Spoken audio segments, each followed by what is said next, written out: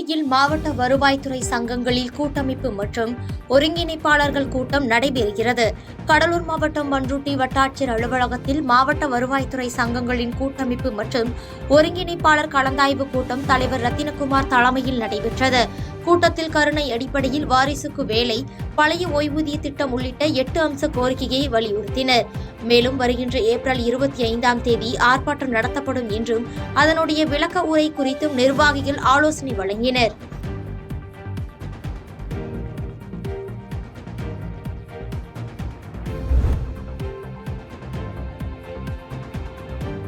நீலகிரிக்கு வரும் வாகனங்கள் இ-பாஸ் அனுமதி பெற்று வருகிறதா என்று இன்று முதல் 5 சோதனை சாவடிகளில் மட்டும் சோதித்தால் போதும் என ஆட்சியர் அறிக்கை வெளியிட்டுள்ளார்.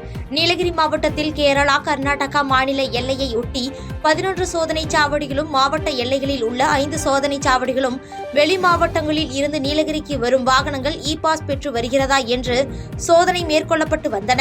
இந்நிலையில் இன்று முதல் நீலகிரி மாவட்டத்தில் உள்ள 5 சோதனை சாவடிகளில் மட்டும் சோதித்தால் போதும் என மாவட்ட ஆட்சியர் அறிக்கையை வெளியிட்டுள்ளார். அதில் கல்லாறு, குஞ்சப்பனை, மசினக்குடி, மேல்கூடலூர், கெத்தை உள்ளிட்ட 5 சோதனை சாவடிகளில் மட்டும் இ-பாஸ் சோதனை நடத்த சென்னை உயர்நீதிமன்றம் உத்தரவிட்டுள்ளதாக மாவட்ட ஆட்சியர் லட்சுமி பவ்யா தண்ணீர் அறிக்கை வெளியிட்டு தெரிவித்துள்ளார்.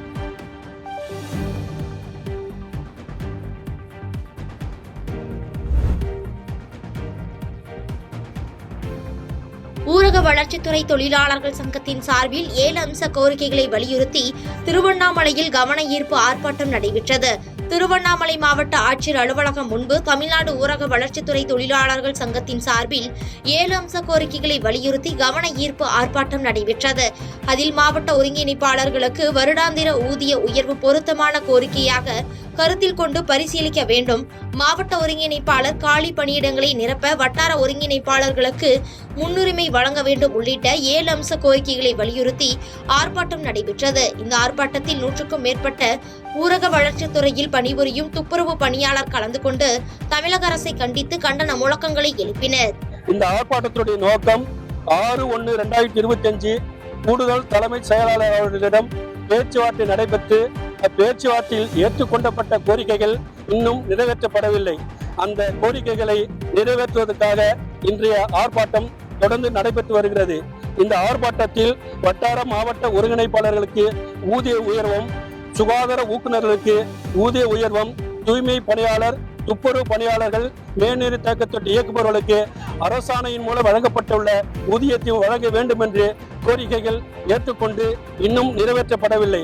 இந்த ஆர்ப்பாட்டத்தின் மூலம் கோரிக்கைகளை நிறைவேற்றப்படவில்லை என்றால் மாநில செயற்குழுவை கூட்டி அதற்கான போராட்டத்தை முன்னெடுப்போம் என்று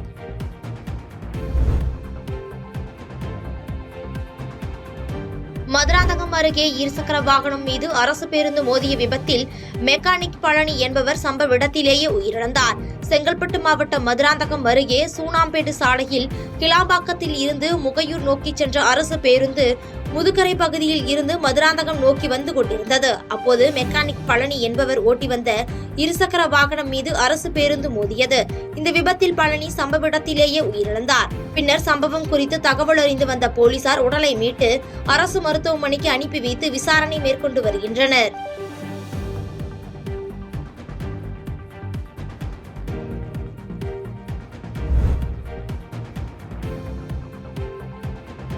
ஓமலூர் அருகே பயணிகளை ஏற்றி இறக்க மறுத்து நிற்காமல் சென்ற தனியார் பேருந்தை வழிமறித்து பொதுமக்கள் வாக்குவாதத்தில் ஈடுபட்டனர். சேலத்தில் இருந்து ஓமலூர் சென்ற தனியார் பேருந்து குதிரைக்குத்திப்பள்ளம் பேருந்து நிறுத்தத்தில் நிற்காமல் சென்றதாக கூறப்படுகிறது. இதையடுத்து பேருந்தை சிறைப்பிடித்த மக்கள் ஓட்டுநர் மற்றும் நடத்துனரிடம் வாக்குவாதத்தில் ஈடுபட்டனர். பின்னர் தகவல் அறிந்து வந்த தீவட்டிப்பட்டி போலீசாரிடம் லைசென்ஸ் இல்லாமல் பணியாற்றும் ஓட்டுநர் மற்றும் நடத்துனர் மீது நடவடிக்கை எடுக்க கோரினர். இதனால் சேலம் பெங்களூர் தேசிய நெடுஞ்சாலையில் அரை மணி நேரம் போக்குவரத்து பாதிக்கப்பட்டது.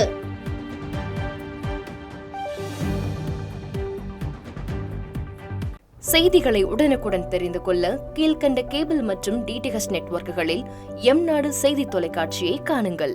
பாதகம் செய்பவரை கண்டால் நாம் பயம் கொள்ளலாகாது பாப்பா, மோதி மிதித்து விடு பாப்பா, அவர் முகத்தில் உமிழ்ந்து விடு பாப்பா.